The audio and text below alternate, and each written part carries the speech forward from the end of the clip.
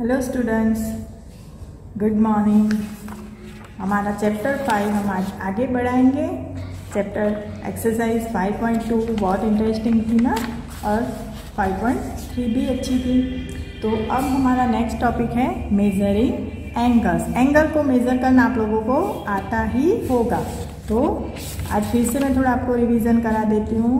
यहाँ पे दिया है द प्रोट्रैक्टर। देखो प्रोट्रैक्टर ऐसा होता है ना, आप लोगों के पास है ना, कंपास में ऐसा प्रोट्रैक्टर होता है जिसको यूज़ करना आपको आता है। अब एक्सरसाइज 5.4 देखो, what is the measure of a right angle और स्ट्रेट एंगल। दोनों क्वेश्चन पूछे। तो और राइट एंगल का मेजर 90 डिग्री और स्ट्रेट एंगल का 180 डिग्री सिखाया ना मैंने आगे। तो ये आप नोटबुक में लिखोगे और क्वेश्चन और आंसर दोनों लिखोगे। The measure of right angle is 90 degree, फिर second the measure of straight angle is 180 degree, इस तरह से लिखोगे। फिर ट्रू और फॉल्स के क्वेश्चन भी लिखोगे और उसके आंसर्स भी लिखोगे। देखो मैं आपको एक्सप्लेन करती हूँ। The measure of an acute angle is less than 90 degree. Yes, less than 90 वाले को ही तो एक्यूट बोलते हैं ना। Second, the measure of an obtuse angle is less than 90 degree. No, वो तो मोर देन 90 होता है ऑब्ट्यूज तो फॉल्स करोगे। The measure of a reflex angle is more than 180 degree. Yes. The measure of one complete revolution is 360 degree. पूरा चक्कर बोला था ना मैं, रिवॉल्यूशन 360 डिग्री का होता है ना, तो यस वो भी ट्रू है। If measure angle A is equal to 50 degree and measure angle B is equal to 35 degree, then measure angle A is greater than measure angle B. अब ए 50 है और बी 35 है, तो ए तो बड़ा ही हुआ ना नंबर में, तो ग्रेटर देन बी, तो उसका आंसर भी यस आएगा। Now write down the measure of some acute angles. Give at least 2 example. तो दो एग्जाम्पल लिखने, 2 एक्यूट एंगल के लिखना और 2 ऑब्ट्यूज के लिखना। एक्यूट में कोई भी 90 से कम 2 लिख देना और ऑब्ट्यूज में 90 से बड़े लिखना, लेकिन 180 से ज़्यादा आगे मत चले जाना, ठीक है ना। 179 तक कोई भी ले देना। अब measure of the angles given below using the protractor and write down the measure. अब आपको प्रोट्रैक्टर का यूज करके टेक्स्ट बुक में ही मेजर करना है और उसका आंसर इधर ही आपको लिख देना है। जैसे देखो, जैसे कैसे करोगे, ये सीधा पकड़ा मैंने, ऐसे उल्टा नहीं, ऐसे सीधा बोल रही हूँ। फिर ये जो एंगल का वर्टेक्स होता है ना, ये जहाँ से एंगल मुड़ता है वहाँ पे मैंने ये अपना ये बीच वाला पॉइंट रख दिया, ठीक है। अब ये लाइन बिल्कुल ये प्रोट्रैक्टर की नीचे वाली लाइन पे मैंने सेट कर दी, और दूसरी जो लाइन है ना मेरे एंगल की, बुक वाले जो एंगल की, वो लाइन कहाँ पे जाती है प्रोट्रैक्टर में, तो वो जाती है 40 और 50 के बीच में। मतलब ये हो गया 45 डिग्री का एंगल। तो कोई बोलेगा कि ये तो ऊपर भी है, 130 और 140 भी है, लेकिन 130 और 140 के बीच में 135 तो ऑब्ट्यूज एंगल हो जाता है। कैसा ऑब्ट्यूज? राइट एंगल से भी बड़ा, और ये तो हमको दिखता है कि ये राइट एंगल से छोटा है, मतलब एक्यूट है। तो इतना तो हम सोच ही सकते हैं कि ये 45 डिग्री वाला एंगल है। और वैसे भी हमने ये 0 से स्टार्ट किया है ना, तो ये 0, 10, 20 ऐसे खुल रहा है ना अपना एंगल। तो ये वाली लाइन पकड़ने की, 0, 10, 20 वाली। देखो ऊपर की लाइन तो यहाँ 180 से स्टार्ट हो रही है, तो यहाँ कहाँ जाओगे, ठीक है। ये 0 से तो हमें कुछ लेना देना ही नहीं, यहाँ पे तो हमारी कोई लाइन है ही नहीं एंगल की, ठीक है। तो इसलिए ये 0 से स्टार्ट किया तो 45 पे अब हमको आंसर मिल गया। इस तरह से एंगल्स का मेजरमेंट मिलता है। अब देखो ये सेकंड वाला, ये वर्टेक्स, उसके ऊपर ये वाला मैंने सेट किया, और ये देखो इसको ऐसे भी कर सकते हो। ऐसे करोगे तो ये वाली लाइन देखोगे, ऐसे करोगे तो ये वाली लाइन देखोगे, कोई भी प्रॉब्लम नहीं है। अब जैसे मैंने ये रखा, ये वाली लाइन को सेट किया, अब ये खुला ना एंगल, तो ये अब ये 0 से स्टार्ट हुआ, 0 वाली लाइन पकड़ो, तो ये हो जाएगा आपका 120 या 121, 122 उतना, ठीक है। जितना थोड़ा 1-2 डिग्री किसी का आंसर आगे पीछे आ सकता है, उसमें कोई प्रॉब्लम नहीं है। 122 जितना हो रहा है, तो ये लिख देना आप लोग। फिर ये मेजर करना, इसमें देखो ये भी करना, ये भी करना और ये भी करना, तीनों ऐसे सेट कर करके देना। ठीक है, ये आपके लिए अच्छी सी चैलेंज है। इसको मस्त कैसे मेज़र करते हो, बड़े भाई बहन की हेल्प भी ले सकते हो। फिर पीछे क्वेश्चन है, which angle has a large measure, first estimate and then measure. पहले आपको एस्टिमेट करना है देख के, तो देख के तो समझ में आ रहा है कि ये बड़ा है, ठीक है, पर रियल में उसको फिर ऐसे प्रोट्रैक्टर लेके दोनों को मेज़र करो और उनके आंसर यहाँ पे लिख दो। Measure angle A is equal to this much and B is equal to this much. फिर क्वेश्चन 6 है, from this two angles which has larger measure. इस दोनों में भी आप लोग मेजर, देखो मेरा है लेकिन मेरा भी अलग आ सकता है 1-2 डिग्री, आप अपना मेजर करना, ठीक है, तो सही आ रहा है, मेरा सही है कि नहीं है वो भी आपको चेक हो जाएगा। Fill in the blanks with acute, obtuse, right और स्ट्रेट। यहाँ पे आपको फिलअप्स लिखने हैं, वो भी आपका होमवर्क है। ये सारा काम आप नोटबुक में करना, ये फिलअप करना, ये भले मत करना क्योंकि ये तो इसमें ड्रॉ किया हुआ है तो आपको इसमें ही रखना पड़ेगा। क्वेश्चन 7 आप नोटबुक में लिखना, आंसर्स के साथ ब्लैंक्स लिखना। फिर क्वेश्चन 8 है, उसमें भी टेक्स्ट बुक में आप लोग मेज़र कर दोगे ये सारे एंगल्स जो दिए हैं, प्रोट्रैक्टर जैसे रख के ही दिखाया है, तो बस आपको एंगल मेज़र करने। फिर क्वेश्चन 9 में भी घड़ी है, घड़ी के 2 जो कांटे हैं, हैंड्स है, वो भी अलग अलग एंगल्स बना रहे हैं, ठीक है, तो वो भी आप मेज़र करके लिख लेना। देखो ये लास्ट वाली घड़ी में ये स्ट्रेट एंगल बना रहा है, स्ट्रेट एंगल कितना होता है 180 डिग्री है ना, वो आप ध्यान में रखना। चलो यहाँ हो गया आपका एंगल्स का। अब परपेंडिकुलर लाइंस की बात करते हैं, तो क्या होती है परपेंडिकुलर लाइंस?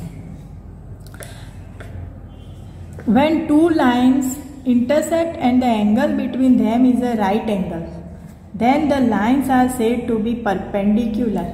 अगर 2 लाइन इंटरसेक्ट होती है जैसे इस तरह से और उनके बीच में राइट एंगल बनता है, तो वो कैसी लाइंस होती है? They are called perpendicular lines. जैसे एक ये लाइन है और एक ये लाइन जा रही है, तो these are called perpendicular lines. समझ में आया? ऐसे यहाँ 90 डिग्री बना रहे, चारों तरफ 90 डिग्री बनेंगे एंगल। तो और लिखेंगे कैसे इसको? जैसे मानो कि यहाँ पे नाम है AB और ये है CD, तो हम क्या लिखेंगे? कोई भी लाइन का नाम पहले लिख देने का। तो जैसे मैंने लिखा कि CD परपेंडिकुलर AB, ऐसे सिंबॉलिकली ऐसे उल्टा T जैसा सिंबल बनाते हैं। फिर ओके, अब है एक्सरसाइज 5.5। अब देखो परपेंडिकुलर लाइंस में एक चीज़ आपको अभी मैं सिखा दूँ कि ये परपेंडिकुलर लाइंस है, लेकिन एक परपेंडिकुलर बाइसेक्टर भी कहते हैं। जैसे ये एक लाइन जा रही है और इसके बीचों बीच में से ये परपेंडिकुलर लाइन निकली, तो ये क्या हुआ? ये वाली लाइन ने इसको बाइसेक्ट किया ना, आधे आधे में बाइसेक्ट कर दिया ना, तो इसको बोलते हैं परपेंडिकुलर बाइसेक्टर। ये वाली लाइन को बोलेंगे perpendicular bisector of this line. तो ये अब ध्यान में रखना, आगे काम आ सकता है। नाउ एक्सरसाइज 5.5 देखें, तो which of the following are models for perpendicular lines. अब परपेंडिकुलर लाइन मैंने आपको समझाई, तो the edges and edges of a table top, table के ऊपर ऐसे कॉर्नर में जो धार होती है वो परपेंडिकुलर होती है ना, हाँ, क्योंकि एक ऐसे और एक ऐसे होती है ना उसकी धार, तो हो गई परपेंडिकुलर, तो yes. With the lines of a railway track, railway track तो कौन सी लाइन बोलते हैं? पैरेलल लाइन बोलते हैं ना, तो इसका आंसर नो आएगा। The line segments forming the letter L, L में एक U और एक U है ना, तो ये परपेंडिकुलर है। द लेटर V, नो, बराबर, V में राइट एंगल नहीं बनाते हैं। ओके, तो यस नो इसके आंसर आएंगे। फिर क्वेश्चन 2 है, let PQ be the perpendicular to the line segment XY, let PQ and XY intersect in the point A, what is the measure of PAY। XY और PQ, जैसे चलो इसको ही ले लेते हैं, ये XY है और ये PQ है, ठीक है, लाइन सेगमेंट है, तो कोई बात नहीं, अपने ये एंड पॉइंट बना लेते हैं और ये भी एंड पॉइंट हो गए। अब इन द पॉइंट A, यहाँ पे इंटरसेक्ट हो रहे हैं, तो what is the measure of PAY। PAY। PAY का मेज़र क्या होगा, मैंने आपको समझाया ना, मेज़र होगा 90 डिग्री, राइट एंगल बनेगा। बस यही पूछा है, तो ये आप ऐसे ड्रॉ करके लिख देना। Measure of angle PAY, therefore the measure of angle PAY is equal to 90 degree. ऐसे ड्रॉ करके लिख देना। तो ये हो गया आपका क्वेश्चन नंबर 2। ठीक है, 1 भी लिखना नोट में, फिर 2 इस तरह से लिखना, फिर 3 there are 2 set square in your box. आपके कंपास बॉक्स में इस तरह से 2 सेट स्क्वायर होंगे। देखो होता है ना, ये ऐसे शेप एकदम सीधा है और ये एक तरफ से लंबा है। तो क्या बता रहे हैं, देखो इसके बारे में, what are the measures of the angles that are formed at their corners. तो यहाँ पे जो कॉर्नर है, इसके कॉर्नर है 1, 2 और 3 कॉर्नर, और इसके भी 1, 2, 3 कॉर्नर। तो वो कौन से एंगल बना रहे हैं, देखो, do they have any angle measure that is common. अब ये वाले सेट स्क्वायर की बात हम करें ना, तो इसके एंगल देखो, ये तो 90 डिग्री बन रहा है, दिस इज 90 डिग्री।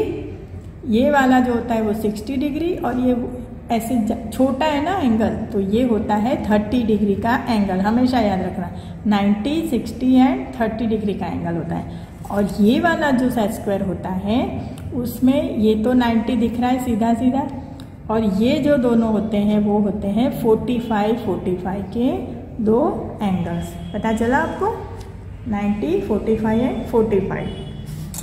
तो do they have any angle measure that is common. दोनों में से कोई कॉमन एंगल है, हाँ 90 degree is the common angle. ठीक है, वो लिख देना आप। चलो अब ये question 4, study the diagram, the line L is perpendicular to line M। अब यहाँ पे जो आपको डायग्राम दिया है ना, उसको आपको स्टडी करना है, फिर नीचे के आंसर्स देने हैं कि CE is equal to EG। अब CE कहाँ है, CE is equal to EG। Yes, देखो दोनों के बीच का डिफरेंस सेम है ना, इक्वल टू मतलब उनके बीच का जो ऐसे डिफरेंस, मतलब कितना कवर किया है वो इक्वल होना चाहिए डिस्टेंस। तो CE के जितना ही EG है, देखो दो नंबर इधर, 2 नंबर इधर, ये जो पॉइंट है ना, ये इंटरसेक्शन पॉइंट, उसका नाम E है। तो ये पॉइंट से ये पॉइंट से ये, दोनों इक्वल, इसलिए यस। डस P बाइसेक्ट CG। अब PE जो है, कहाँ है PE, ये P रहा और ये E, मतलब ये P वाला पॉइंट है। PE बाइसेक्ट CG, C और G के बीचों बीच में है ये P। यस, बीचों बीच में, यहाँ 2 नंबर इधर, यहाँ 2 नंबर इधर, तो इसका आंसर भी यस आएगा। Identify any 2 line segments for which P is the perpendicular bisector. अब इसमें से ऐसे लाइन सेगमेंट का नाम बताओ जिसमें P उसका बाइसेक्टर बनता हो। मतलब जैसे DF का भी P बाइसेक्टर है ना, क्योंकि अगर हम DF की बात करें तो P उसके बीचों बीच से निकल रहा है। CG की बात करें, CG की, तो भी वो बीचों बीच से, और BH है ना, BH की बात करें तो भी P बीच में से निकल रहा है। तो इस तरह से आप लोग आंसर लिख सकते हो, line segment DE, line segment CG and line segment BH। बराबर। Are the line segments for which P is the perpendicular bisector. ऐसे पूरा लिखो। फिर आर दिस ट्रू, चलो ये ट्रू है। AC is greater then FG। अब यहाँ AC 2 नंबर का है और FG कितना है, FG तो एक ही नंबर है ना, एक ही, जैसे सेंटीमीटर एक ही यूनिट है, यहाँ 2 यूनिट है, यहाँ 1 यूनिट, तो दिस इज ग्रेटर हुआ ना, AC ग्रेटर हुआ ना, तो इट इज यस। फिर CD is equal to GH, CD में 1 यूनिट है, GH में भी 1 यूनिट है, तो ये भी यस। और BC is less then EH। अब BC में 1 यूनिट है और EH में भी 1 यूनिट है, तो ये तो क्या पूछ रहा है कि BC छोटा है, तो BC is less then EH, अच्छा सॉरी EH, तो EH में तो 3 यूनिट हो गए, 1 2 3, तो BC छोटा है, तो ये राइट बोल रहा है कि BC छोटा है EH से। तो ये भी राइट, तो ये भी आप नोट में लिख के ट्रू ट्रू ट्रू कर देना। तो बस इस तरह से एक्सरसाइज आप अच्छे से नोट में लिख देना। नेक्स्ट क्लास में हम लोग ये क्लासिफिकेशन ऑफ ट्रायंगल्स स्टार्ट करेंगे। Okay, bye.